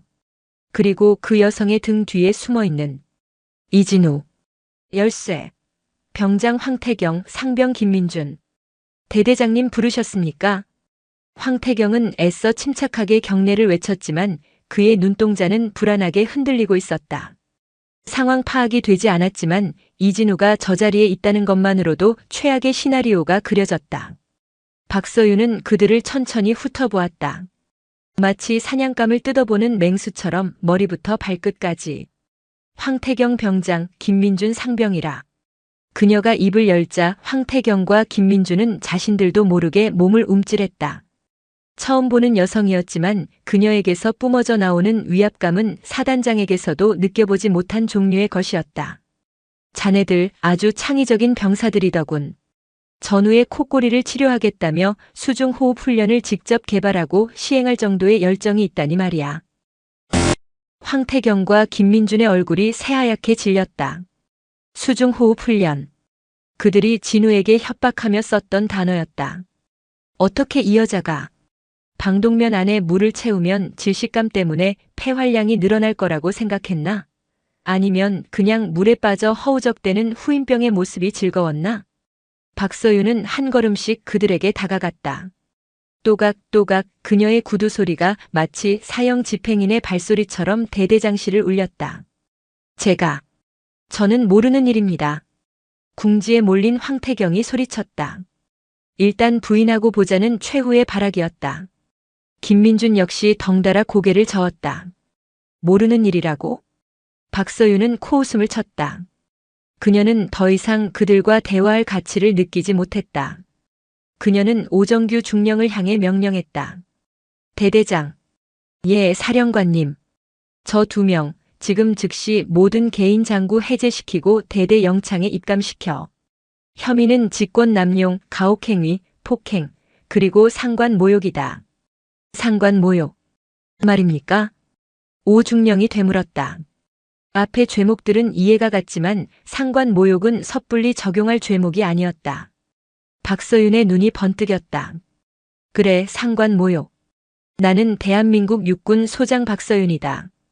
그리고 저들은 내 아들을 폭행하고 모욕했어. 군인의 아들은 군인의 명예와 직결된다. 이해 있나? 오중령은 입을 굳게 다물었다. 수방사령관 박서윤. 군에 조금이라도 관심이 있다면 모를 수 없는 이름이었다. 그는 모든 것을 체념한 채 대기하고 있던 헌병대 간부에게 턱짓했다. 명령 수행해. 헌병들이 황태경과 김민준의 양팔을 붙잡았다. 그제야 모든 상황을 파악한 황태경이 발악하기 시작했다. 억울합니다. 저 이등병 새끼가 거짓말하는 겁니다. 저희는 그냥 장난을. 장난? 박서윤의 목소리가 얼음처럼 날아와 그의 말을 잘랐다. 내 놈들의 장난에 내 아들은 죽음의 공포를 느꼈다. 그 대가는 장난으로 끝나지 않을 거야. 군사경찰에서 아주 철저하게 조사하게 될 거다. 내 놈들이 입대해서 지금까지 저지른 모든 부조리, 사소한 폭언 하나까지 전부 다 파헤쳐서 군법이 정한 가장 무거운 벌을 받게 해주지. 내가 이 자리에서 약속하겠다. 황태경과 김민주는 절망적인 표정으로 헌병들에게 끌려나갔다. 문이 닫히자 대대장실에는 다시 정적이 찾아왔다.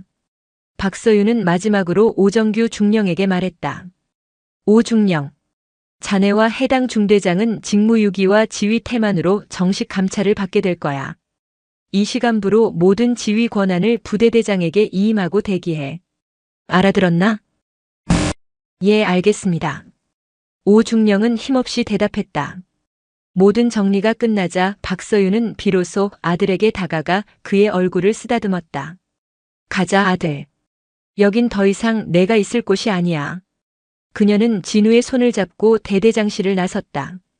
복도를 지나는 동안 마주치는 모든 장병은 길을 열고 부동자세로 서서 그들에게 경의를 표했다. 그것은 소장 계급장에 대한 경의인 동시에 아들을 지옥에서 구해낸 한 어머니에 대한 경외였다. 대대 건물을 빠져나와 대기하고 있던 검은색 세단에 오르며 진우는 처음으로 참았던 눈물을 터뜨렸다. 박서윤은 아무 말 없이 아들의 등을 토닥여 주었다. 차가 부대를 빠져나가는 순간 진우는 창밖으로 열쇠부대라는 부대 마크를 보았다. 그에게 그 열쇠는 지옥의 문을 여는 열쇠였지만 오늘 엄마는 그 열쇠를 빼앗아 지옥의 문을 잠가버렸다. 경기도 연천을 벗어나는 검은색 세단 안. 부대를 빠져나온 차는 한동안 침묵 속에서 남쪽으로 향했다. 이진우는 흐느낌을 멈추고 창밖만 바라보았다. 그의 어깨를 감싸고 있던 박서윤의 손은 이제 그의 손을 가만히 잡고 있었다. 아들의 손은 생각보다 더 가늘고 차갑게 식어 있었다. 진우야. 박서윤이 나직이 불렀다. 병원부터 가자. 몸 상태, 마음 상태 전부 다 확인해야 해. 진우는 고개를 저었다. 괜찮아요. 괜찮습니다. 아니, 괜찮지 않아. 박서윤은 단호하게 말했다. 그녀는 더 이상 지휘관이 아니었다. 아들의 상처를 보듬어야 하는 어머니였다. 내가 괜찮다고 해서 괜찮은 게 아니야. 몸에 난 상처보다 마음에 난 상처가 더 무서운 법이다. 엄마는 내가 얼마나 힘들었는지 다 알아야겠어. 그녀의 따뜻한 말에 진우의 마지막 방어선이 무너졌다. 그는 그동안 겪었던 일들을 두서없이 털어놓기 시작했다. 밤마다 반복된 방독면 치료의 끔찍함, 코를 곤다는 이유로 받아야 했던 폭언과 무시, 황태경 병장이 자신의 관물대를 뒤져 멋대로 과자를 빼먹고 부모님 욕을 섞어가며 인격을 모독했던 사소하지만 비수 같은 일들까지. 그 모든 것을 방관했던 간부들의 무책임함까지도. 박서윤은 한마디도 놓치지 않고 아들의 이야기를 들었다. 들을수록 심장이 얼음 조각에 찔리는 듯 아파왔고 분노는 이성을 마비시킬 만큼 들끓었다. 하지만 그녀는 표정을 바꾸지 않았다. 지금 아들에게 필요한 것은 분노하는 지휘관이 아니라 모든 것을 들어주고 공감해주는 엄마라는 것을 알았기 때문이다. 그랬구나. 정말 힘들었겠구나, 내 아들. 그녀는 아들을 국군 수도병원으로 데려갔다. 사령관의 지시로 소집된 최고의 의료진은 진우의 상태를 정밀하게 진단했다. 신체적으로는 외상이 없었지만 극심한 스트레스로 인한 급성 불안장애와 외상 후 스트레스 장애 초기 증상이 보인다는 소견이 나왔다. 특히 질식 경험으로 인한 폐쇄 공포증 증세도 우려된다고 했다. 진단 결과를 들은 박서윤은 주먹을 불끈 쥐었다. 한 아이의 영혼을 갈기갈기 찢어놓은 대가가 고작 영창 몇 주로 끝나서는 안 된다. 이것은 한 개인의 일탈이 아니라 썩어빠진 시스템이 낳은 예고된 재앙이었다. 같은 날 오후 수도방위사령부 사령관실. 급성 위경련으로 불참했던 사령관은 다시 자리로 돌아왔다. 그녀의 얼굴에는 개인적인 슬픔의 흔적은 사라지고 오직 강철 같은 결의만 남아 있었다. 그녀는 수화기를 들어 직통 라인 버튼을 눌렀다. 상대는 대한민국 육군의 최선임자 육군 참모총장이었다. 총장님, 저 박서윤입니다. 박 장군, 몸은 좀 괜찮은가? 갑자기 위경련이라니 자네답지 않게. 송구합니다, 총장님. 사실은 위경련이 아니었습니다. 박서윤은 담담한 목소리로 오늘 연천에서 있었던 일을 보고하기 시작했다. 자신의 아들이라는 사실을 숨기지 않았지만 개인적인 감정은 철저히 배제했다. 그녀는 이 사건을 상관의 아들이 당한 특수한 가혹행위가 아닌 대한민국 육군 이등병이 지휘 공백 속에서 겪은 인권 유린 사건으로 규정했다. 편지의 내용부터 병원의 진단 결과까지 모든 것을 객관적인 사실에 기반하여 보고했다. 수화기 너머 참모총장의 숨소리가 점점 거칠어졌다. 보고가 끝났을 때 잠시 침묵이 흘렀다. 사실인가? 오사단에서 그런 끔찍한 일이 있었다는 게 사실이란 말인가? 한치의 거짓도 없습니다, 총장님. 알겠네. 당장 육군본부 감찰실, 법무실, 군사경찰 합동으로 특별감찰단을 편성해서 오사단에 급파하겠네. 자네 아들 일이라서가 아니야. 골마 터진 환부를 도려내야지. 지휘고하를 막론하고 관련자 전원을 엄중문책하겠네. 박 장군, 자네는 이번 일에서 잠시 빠져있게. 공정성을 위해서라도 그게 맞아. 아닙니다, 총장님. 박서윤은 그의 말을 잘랐다. 제가 직접 나서려는 것이 아닙니다. 다만 이 사건이 한 부대의 일탈로 끝나지 않도록 근본적인 병영 문화 개선과 피해자 보호 시스템을 재정비하는 데 제 모든 것을 걸고 싶습니다. 허락해 주십시오. 그녀의 확고한 의지에 참모총장은 잠시 생각에 잠겼다가 이내 결단을 내렸다. 좋아. 박 장군의 뜻이 그렇다면 이번 기회에 뿌리를 뽑아보세. 수방사령관이 다녀갔다는 소문, 그리고 그녀의 아들이 이 부대 병사였다는 사실은 순식간에 사단 전체로 퍼져나갔다. 대대는 말 그대로 초상집 분위기였다. 대대장과 중대장은 모든 지휘 권한을 내려놓고 대기실에 감금되다시피 했고 부대는 부대대장의 어설픈 지휘 아래 불안하게 돌아갔다. 오후 늦게 육군본부에서 직접 내려온 합동특별감찰단이 도착했다. 여러 대의 검은색 차량에서 내린 각 분야의 최고 베테랑 수사관과 감찰관들은 도착하자마자 대대와 중대의 모든 서류와 PC, CCTV 기록을 압수했다. 중대원 전원은 1:1 개별 면담에 들어갔다. 감찰관의 서늘한 눈빛과 어떠한 불이익도 없을 것이니 사실 그대로만 말하라는 말에 그동안 황태경의 폭력이 두려워 침묵했던 병사들의 입이 하나둘씩 열리기 시작했다. 황태경 병장은 이진우 이병뿐만 아니라 저희에게도 상습적으로 폭언을 일삼았습니다. PX에서 강제로 음식을 사오게 하고 돈을 주지 않은 적도 많습니다. 김민준 상병은 황 병장 옆에 붙어서 항상 가혹행위를 거들거나 방관했습니다. 행정보급관님과 소대장님께 몇 번 넌지시 말씀드렸지만 너희가 잘하면 그런 일 없다며 묵살하셨습니다. 진실은 복물 터지듯 쏟아져 나왔다. 이진우의 방독면 사건은 빙산의 일각에 불과했다. 황태경은 생활관의 작은 왕이었고 그의 폭력과 부조리는 묵인과 방관이라는 토양 위에서 자라난 거대한 악의 나무였다. 다음 날 국군 수도병원 1인실. 박서윤은 밤새 아들의 곁을 지켰다.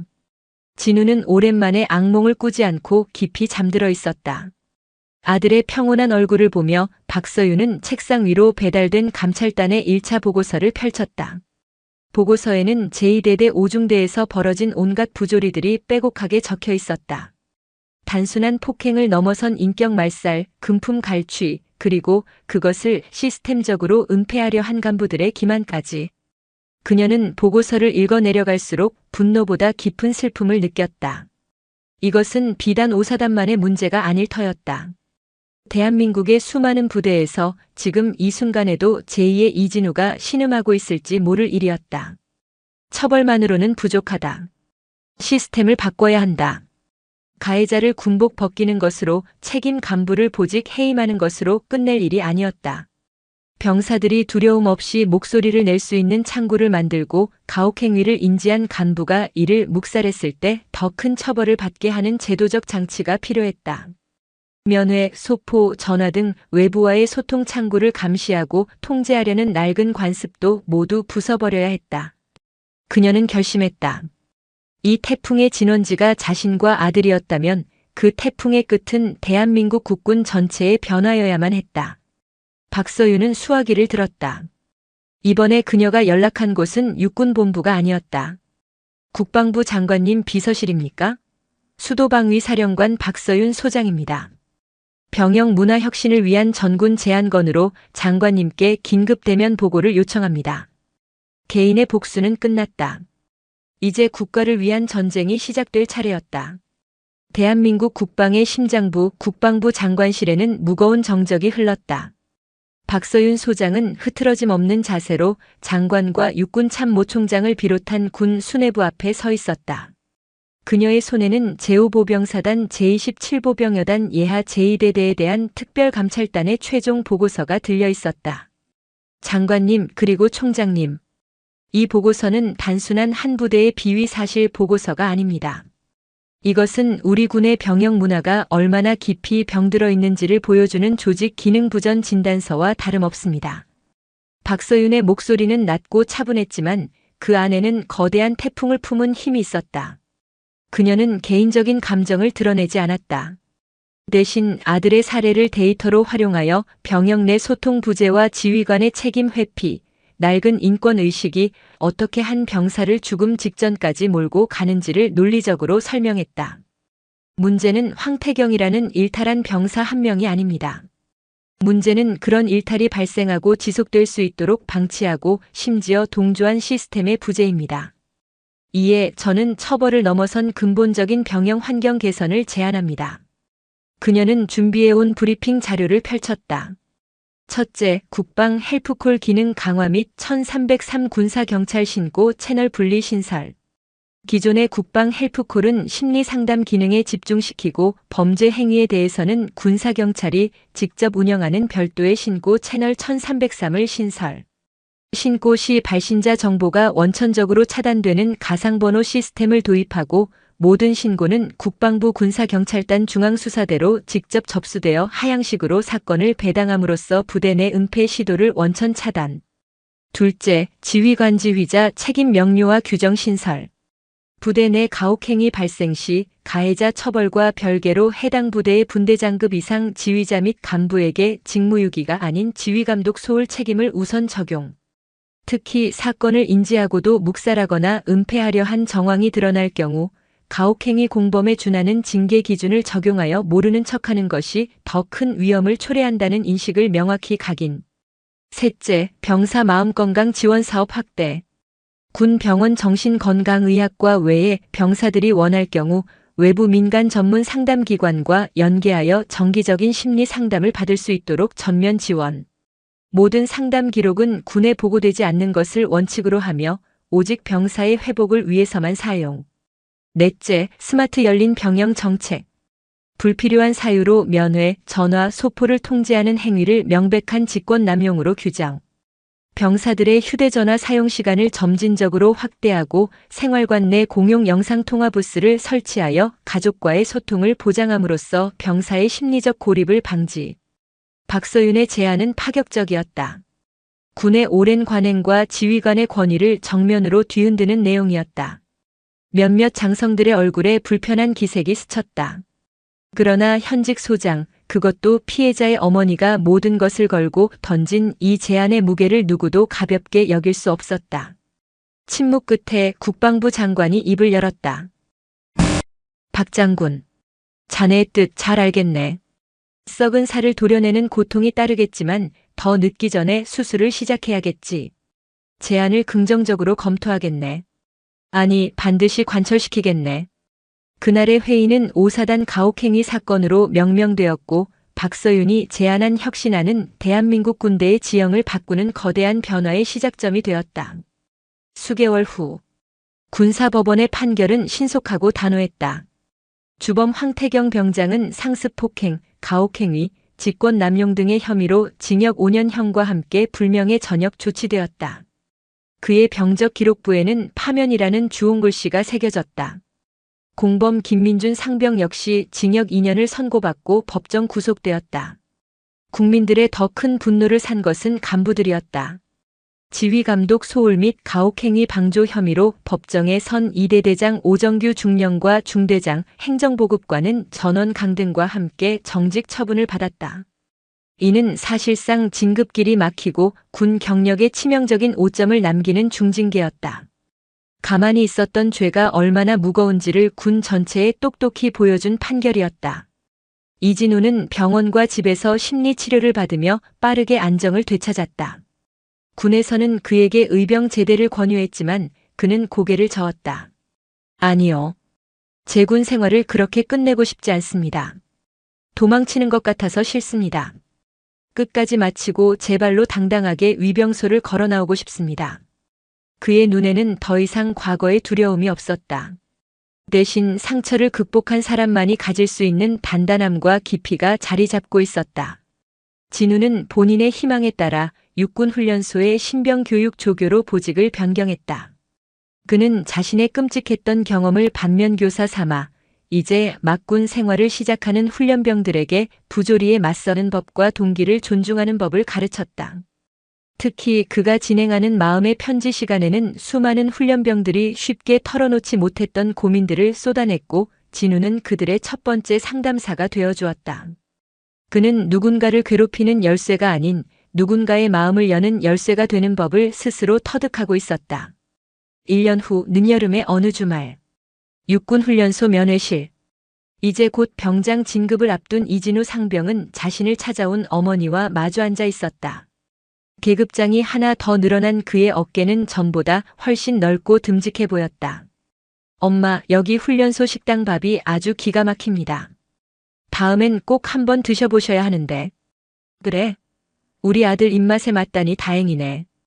두 사람의 대화는 평범한 모자의 그것과 다르지 않았다. 더 이상 그들에게 소장과 이등병의 어색함은 없었다. 그때 면회실 한쪽 구석에서 한 훈련병이 안절부절 못하며 공중전화 앞에서 망설이는 모습이 보였다. 진우는 잠시 양해를 구하고 그 훈련병에게 다가갔다. 무슨 일 있나? 충성. 아닙니다. 괜찮아, 말해봐. 무슨 고민이라도 있어? 저기 벽에 붙어있는 번호 보이지? 무슨 일이든 정말 힘들면 저기로 전화하면 돼. 내 편이 되어줄 거야. 진우의 따뜻한 말에 훈련병은 용기를 얻은 듯 고개를 끄덕였다. 그 모습을 지켜보던 박서윤의 입가에 잔잔한 미소가 피어올랐다. 그녀가 시작한 거대한 태풍의 끝에서 아들은 자신만의 방식으로 새로운 희망의 씨앗을 뿌리고 있었다. 면회를 마치고 부대로 복귀하는 아들의 뒷모습을 보며 박서윤은 생각했다.